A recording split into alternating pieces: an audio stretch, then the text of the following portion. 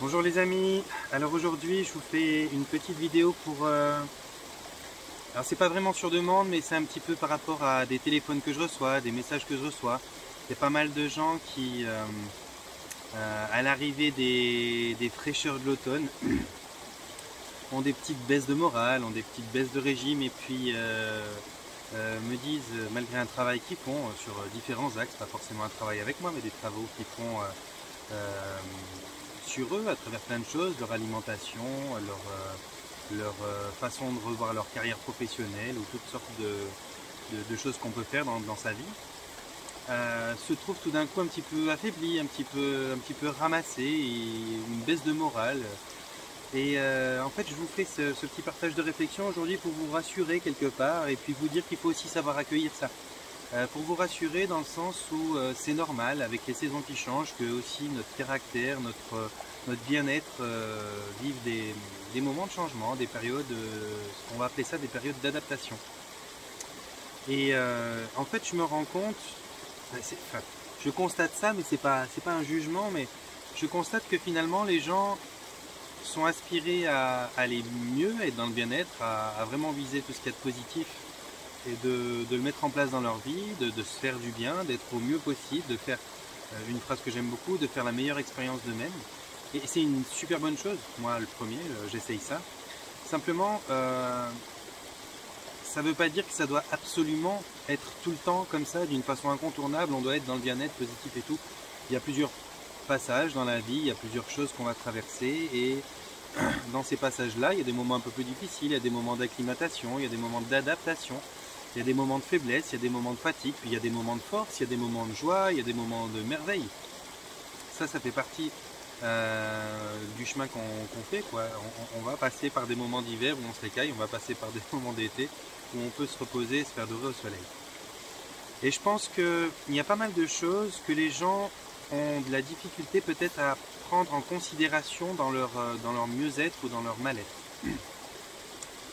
Il y a le cycle des lunes qui est très important. Alors, on ne demande pas à tout le monde de faire de l'astrologie, mais il y a le cycle des lunes qui est très important. Il faut savoir que quand on arrive vers les pleines lunes, eh ben, il peut y avoir énormément de choses qui se passent, qui changent, qui sont pas, pardon, qui sont pas des choses que vous allez pouvoir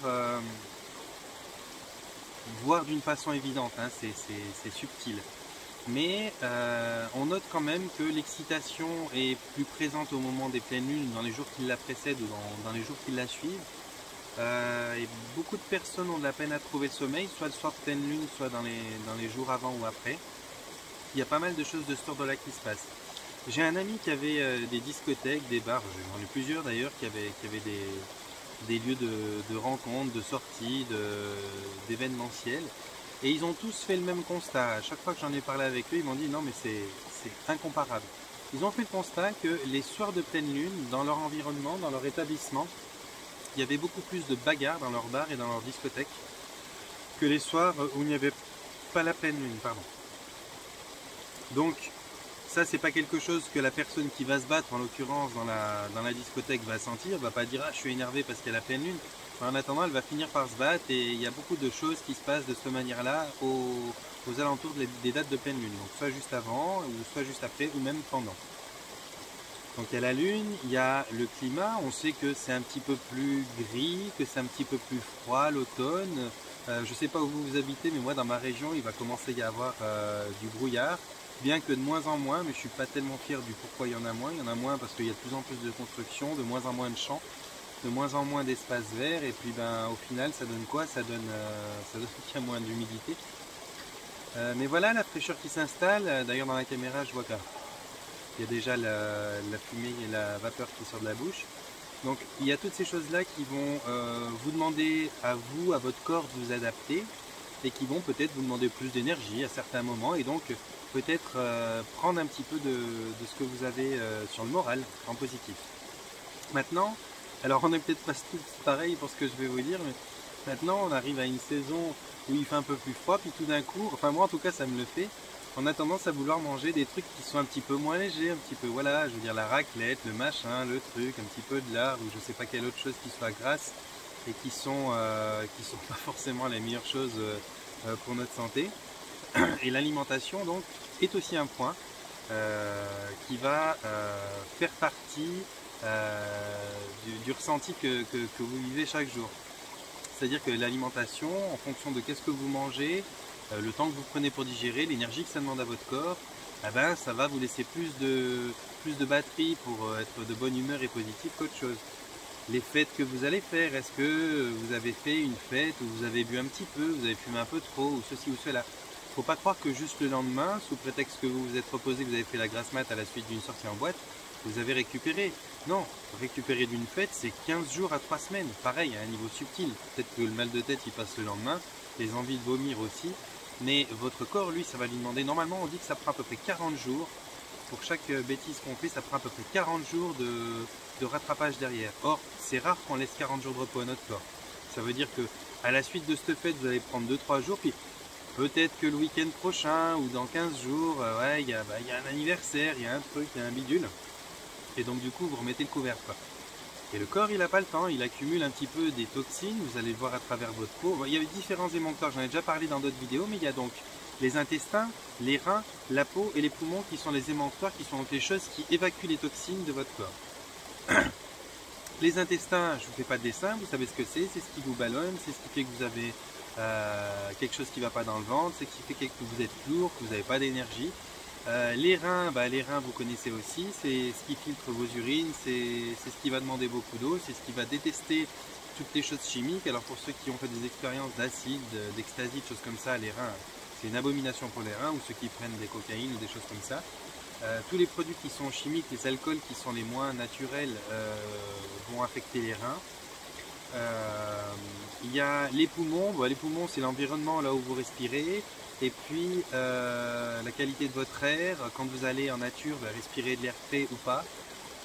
Et puis la peau c'est un petit peu la dernière barrière, c'est celle qui réagit quand finalement la toxine que vous avez à l'intérieur, elle a fini de traverser toutes les différentes parties de votre corps, que ce soit l'os, le cartilage, l'articulation, le tendon, le machin, le muscle, les organes et tout, où c'est qu'elle se retrouve en dernière barrière? Elle se retrouve sur la peau. Donc quand vous en mettez à la peau, ça veut dire que vous êtes déjà pas mal affaibli physiquement. Une personne qui aura une peau assez propre, assez belle et d'autres problèmes, ça voudrait dire qu'elle n'en est pas encore à des stades très avancés comment je vais dire ça, de contamination ou de fatigue ou d'épuisement général.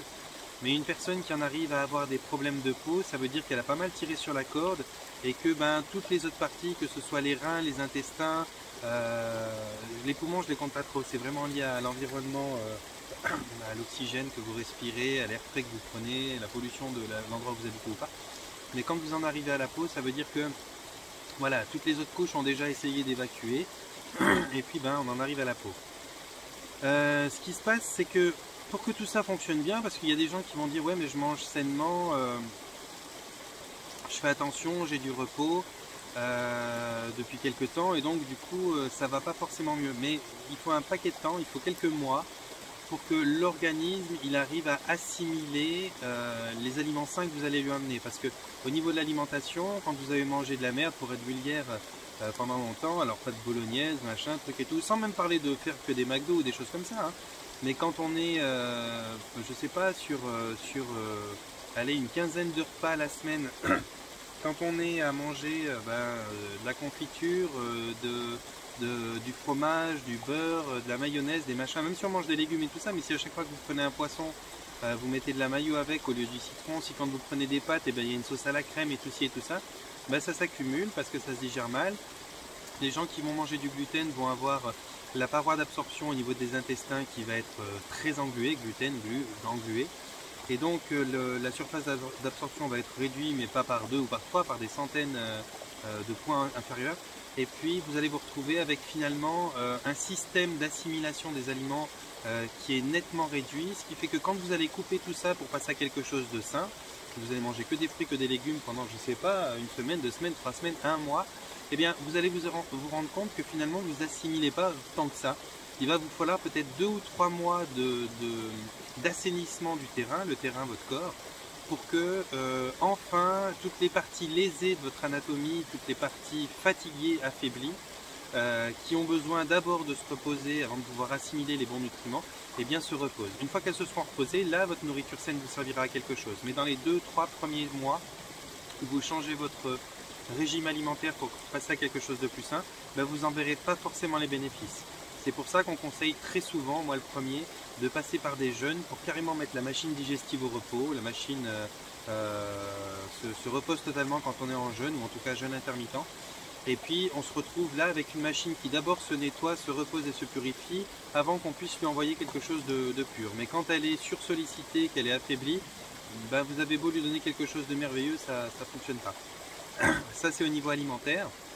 Voilà, au niveau de la saison, ben, je vous en ai parlé, les différences de température, peut-être, je sais pas, tout ce qui va au niveau psychique et émotionnel aussi. Je veux dire, vous sortez d'un mois de juillet et d'août où vous avez peut-être des images merveilleuses, vous avez peut-être fait l'amour sur la plage avec quelqu'un que vous aimez beaucoup, ou une histoire de vacances, vous avez peut-être passé des moments géniaux avec des souvenirs super de sport, d'éclate, de fêtes dans des endroits idylliques, vous avez peut-être juste profité d'un camping avec vos enfants, dans une toile de tente, dans un endroit où c'était génial de se lever le matin, de voir la rosée, tout ça. Bref, il y a de belles images dans votre tête et là vous commencez à renfiler les pulls, les machins, les trucs.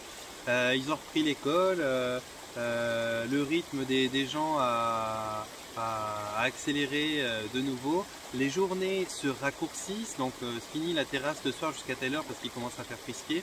Il y a pas mal de choses qui finalement vous restreignent dans vos possibilités que vous avez il y a encore un mois en arrière. Donc ça joue sur le moral inévitablement. Et puis après on s'entraîne les uns les autres. Quand ça joue sur ton moral, ça va jouer sur le moral de ta femme ou de ta copine. Quand ça joue sur le moral de ta copine, ça va jouer sur les tiens. Puis pareil sur les enfants, puis sur la belle-mère que tu vas croiser, puis sur le machin, le truc. On s'entraîne tous dans notre façon d'être un petit peu atténué dans notre morale. Les uns les autres, on rayonne moins. Puis c'est pour ça que je faisais d'ailleurs des vidéos dernièrement où j'appelle à faire une sortie de reconnexion, ben voilà, et d'acclimatation et d'adaptation à la nature pour qu'on puisse se réacclimater tout ça, puis finalement apprécier chaque saison qui change. Alors certaines personnes qui vont m'écouter sur cette vidéo vont se foutre de moi parce que je suis le premier à dire que moi j'aimerais bien vivre dans un endroit au soleil, parce que la neige c'est pas mon délire, j'aime pas spécialement le grand froid, mais je dois quand même avouer que printemps, été, automne sont des saisons que j'accueille avec grand plaisir. Je veux dire, là je suis dans un décor, vous le voyez sur la vidéo, l'éclairage est un petit peu mitigé, il y a des nuages. Quand je parle, il fait déjà frais et j'y suis bien, là il n'y a pas de problème. Là, le printemps, quand les fleurs commencent de partout, les insectes sortent, je suis merveilleusement bien. L'été, s'il ne fait pas 50 degrés, c'est aussi pas mal agréable. Il n'y a que l'hiver finalement où voilà, l'hiver, il faut mettre les pneus neige, on peut plus s'asseoir par terre, on a le cul gelé, il y a pas mal de choses que j'apprécie pas plus que ça l'hiver. Ou alors il faudrait que je sois en combi de ski. Bref, il y a plein de raisons les gens. Que j'ai envie de vous donner aujourd'hui pour que ce ne soit pas facile de maintenir le cap et d'avoir le moral. Donc vous en faites pas, c'est des choses normales et je crois finalement que quand on vous donne l'explication, quand on reçoit une compréhension du pourquoi ça va pas et que ça a du sens, finalement je pense, moi en tout cas j'ai vu ça dans les thérapies que j'ai fait, je pense que déjà ça aide à aller déjà mieux. Alors là les gens qui m'ont sollicité, qui m'ont appelé, qui m'ont dit écoute Johan je comprends pas, ça allait super bien, puis là paf j'ai une baisse de régime, ça va pas terrible et tout. Je pense qu'ils ont peut-être pas osé accueillir ça, accueillir le fait que voilà, ça change parce que la saison, les lunes, l'alimentation, bref, tout un concours de circonstances qui fait que finalement, voilà, tout d'un coup, pas que tu as le moral qui baisse un peu parce que peut-être tu donnes plus d'énergie à d'autres parties de ton corps qui ont besoin de s'adapter. Et puis voilà, je voulais vous donner du sens à ça. Vous dire qu'il y a une explication, que l'explication elle est en partie celle que je viens de vous donner et que du moment que vous arrivez à comprendre que c'est ça, peut-être que du fait que vous ayez identifié que ça vient de ça, vous allez être un petit peu moins dans ah c'est injuste, je comprends pas, je travaille pourtant à aller bien et ça va pas. Là vous allez vous dire ah ouais en fait c'est vrai j'avais oublié tout ça parce que peut-être que d'être toujours collé à vos problèmes, d'être toujours collé à comment trouver une solution, eh bien, vous en avez oublié qu'il y a des processus normaux et puis vous vous dites, comme vous n'avez pas le recul là-dessus, vous vous dites, je comprends pas, qu'est-ce qui va pas, je fais tout au mieux. Non mais tu peux faire tout au mieux et que ça aille pas terrible non plus, je veux dire, comme tu peux faire peu d'efforts et que ça aille bien. Moi, principalement, l'été, j'ai par exemple moins de séances, si je vois sur le volume de l'année, que je vais en avoir à l'automne, mais clairement moins de séances de thérapie, moins de soutien pour les gens, alors d'une part parce que les gens sont absents, mais aussi parce que la saison fait elle-même son job. La saison elle-même donne un regain d'énergie qui est là sans que tu aies à faire grand chose. Ça vient tout seul, les jours s'allongent, le soleil est présent le matin, il fait chaud, le soleil c'est quelque chose qui est très très important aussi pour soi, qui recharge énormément. Donc voilà, déjà il y a moins besoin de thérapie l'été. Maintenant, il y a une chose dont on parle peu, ou alors beaucoup, ça dépend de qui vous fréquentez, de ce que vous regardez, de ce qui vous intéresse, mais il y a une chose qui est extrêmement importante et que je vous invite à prendre en considération, que je vous invite à aller rechercher un petit peu sur internet dans ces compréhensions-là, c'est l'eau. Alors, je suis auprès de l'eau, une eau très très bien, mais c'est l'eau. Peu de recherches, ou en tout cas pas celles qui sont le plus mises en avant, vous parlent de l'eau, mais l'eau a une importance capitale. On est fabriqué de 72% d'eau, 99% pour le cerveau. Ça veut dire que vous avez, dans ce que vous buvez, besoin de rechercher une qualité. Ça va au-delà de ça, même la température de ce que vous buvez, elle doit être au plus près des 37 degrés de votre corps, même si ça paraît pas agréable et sympathique. En vérité, vous devez boire une eau la plus pure possible. Alors, je ne vais pas dire pure au niveau chimique, même si les gens ne comprennent pas, mais pure au niveau moléculaire. Dans le sens où, chimiquement, vous pouvez avoir une eau qui sort du robinet, qui n'est pas forcément la plus pure chimiquement, qui n'est pas forcément la plus propre, on va dire ça. Certaines eaux sont chargées de fluor, certaines eaux sont très calcaires, très dures, comme on dit, et d'autres vont être plus pures, suivant la chance que vous avez d'habiter près d'une source. Mais au niveau des mémoires de l'eau, ça beaucoup de gens ne savent pas, ne comprennent pas, sont à des kilomètres peut-être même d'entendre ce que je vais dire là. Pourtant c'est une vérité, c'est établi. Et même si c'était pas prouvé, c'est de la sagesse même de le comprendre. Il n'y a pas plus grande mémoire sur Terre que la mémoire de l'eau. L'eau qui fait partie de votre corps, plus l'eau que vous prenez mais qui va être plus ou moins filtrée. Il y a une eau qui est là en permanence, mais il y a une eau que vous filtrez et que vous rejetez. L'eau qui fait partie de votre corps a des mémoires. On sait que les eaux qui sont poussées à grands coups de pression incroyables dans les canalisations, qui font je sais pas combien de virages, qui passent dans différents logements avant d'arriver dans votre logement à vous, votre robinet, et d'avoir pris les mémoires de tous les endroits qu'elle a traversés, de la pression qu'on lui a mis, des virages qu'elle a fait, du manque de nature finalement qu'on peut trouver. Par exemple, vous voyez qu'il y a la petite chute qui est là juste derrière. Il y a les cailloux qui sont là, qui vont permettre à l'eau de contourner. C'est pas du tout la même chose, une eau qui ruisselle entre ces machins, ces cailloux, ces bouts d'arbres, et qui va avoir des belles courbes, qui va se mettre à danser finalement autour des pierres, et une eau qui est poussée à grands coups de pression dans des canalisations qui ont des virages, des angles droits, des machins. C'est pas du tout la même qualité de cheminement. Et elle récolte ça dans ses mémoires. Ça, c'est, j'ai pas besoin de chercher à entendre des j'y crois pas. Ça, c'est prouvé. Il y a des études qui sont faites par Masaru Emoto. Il y a Sadhguru qui le dit très bien. Il y a énormément de cultures qui connaissent ça. L'eau a des mémoires. Il y a aussi des expériences que je connais moi qui ont été faites au niveau de... bref, je ne vais pas rentrer dans les détails. Si vous cherchez, vous trouverez. Il y a énormément de choses qui sont données, non pas sur la composante chimique de l'eau, mais sur la composante moléculaire de l'eau, qui change en fonction des mémoires qu'elle intègre.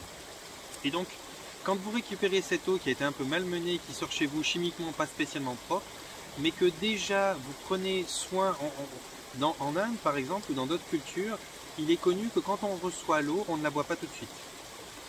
On a tendance à la laisser passer une nuit en lui donnant des énergies, c'est-à-dire on va toucher la carafe dans laquelle elle est, on lui envoie une ou deux belles pensées, même à la limite on fait un dessin d'un cœur, ou ils mettent souvent une fleur de vie dessus, ou quelques symboles qui sont de beaux symboles, ils la posent dans un endroit calme et paisible, et quand elle a passé une nuit dans votre logement, le lendemain vous pouvez la boire, mais on ne la prend pas tant qu'elle est connectée aux mémoires de tout ce qu'elle a traversé.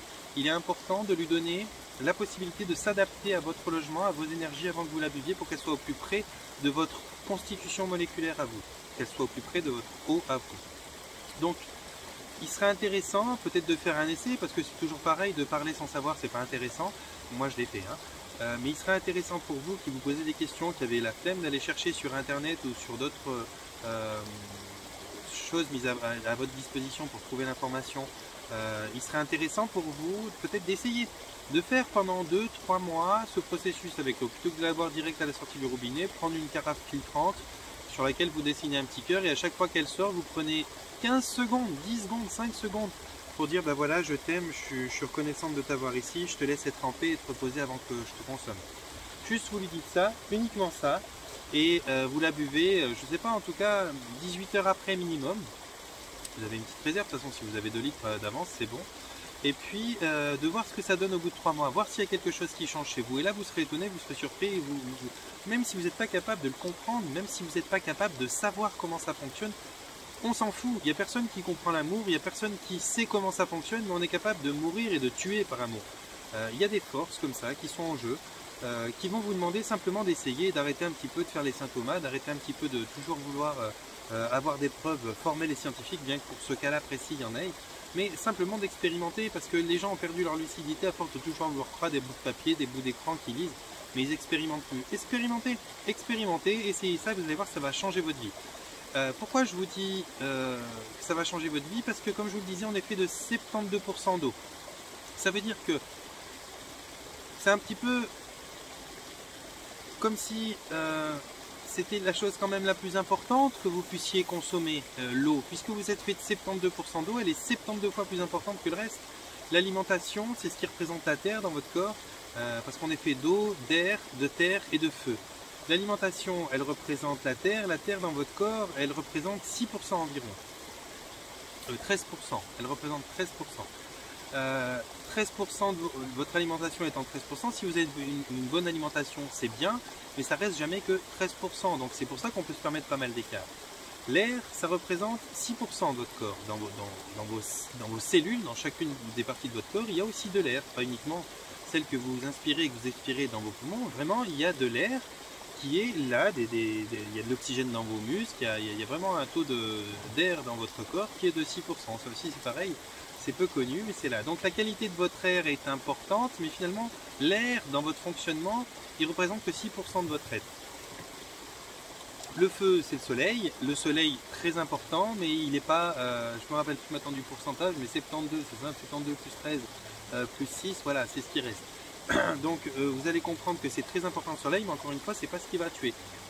L'important, le capital dans une bonne santé, dans une bonne énergie pour le bien-être, c'est vraiment une priorité d'avoir une bonne eau. Une eau qui est moléculairement saine, propre, chargée de bonnes énergies, avec laquelle vous avez laissé le temps de déposer les mémoires qui venaient de l'extérieur pour la charger de votre énergie et de vos mémoires à vous.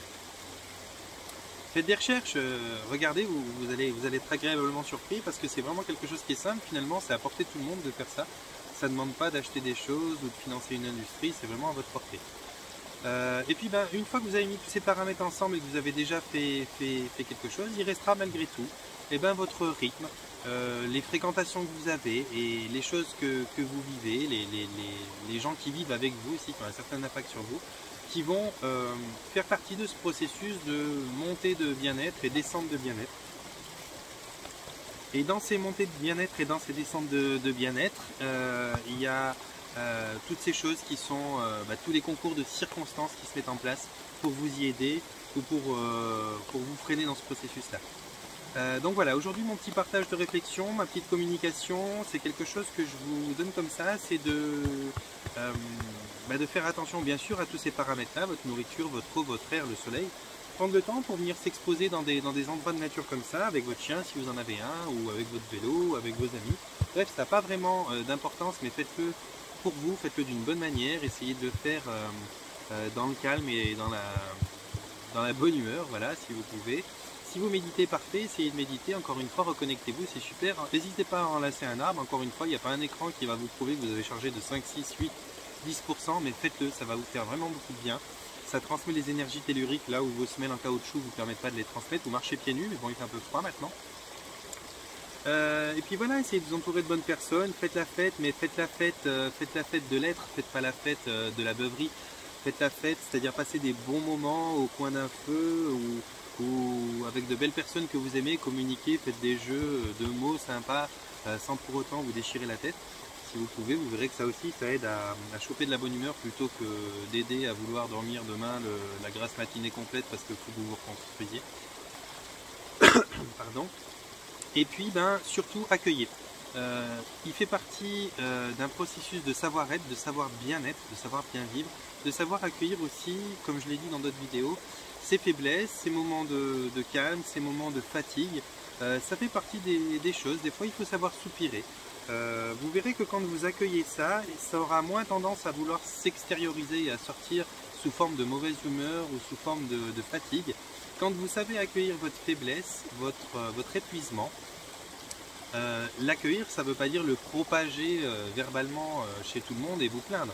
L'accueillir, c'est simplement accepter qu'aujourd'hui on va faire un truc mais calmement, au ralenti. C'est accepter qu'on n'est pas très souriant, c'est accepter de pas forcément sortir, c'est accepter de dire non à une invitation, c'est accepter de se reposer, c'est accepter de vouloir faire quelque chose qui n'a pas vraiment de sens mais qui vous donne envie.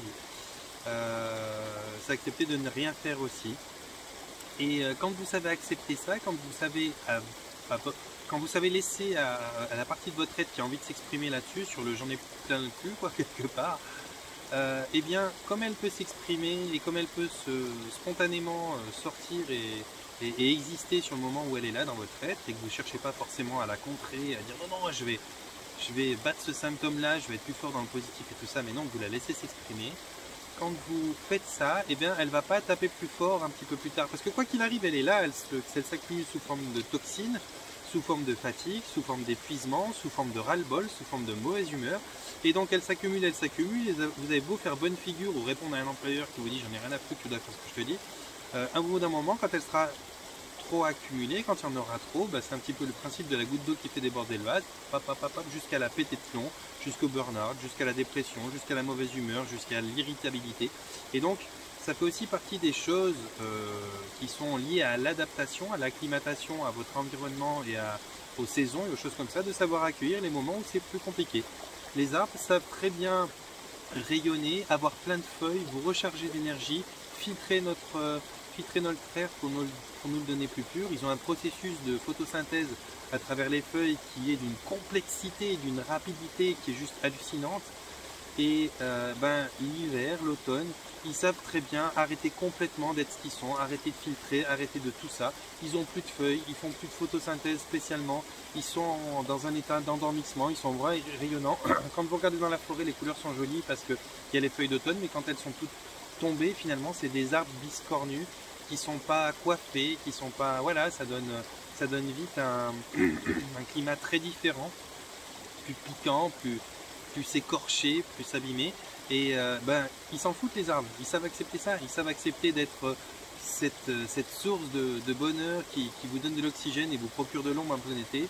Et ils savent aussi être cette chose complètement dénudée, presque morte pendant l'hiver, sans pour autant être plus mal. Ils acceptent simplement ça, ils suivent les saisons. Bon, vous allez me dire, ils ne se posent pas des questions. Vous, posez-vous des questions, vous en avez la possibilité.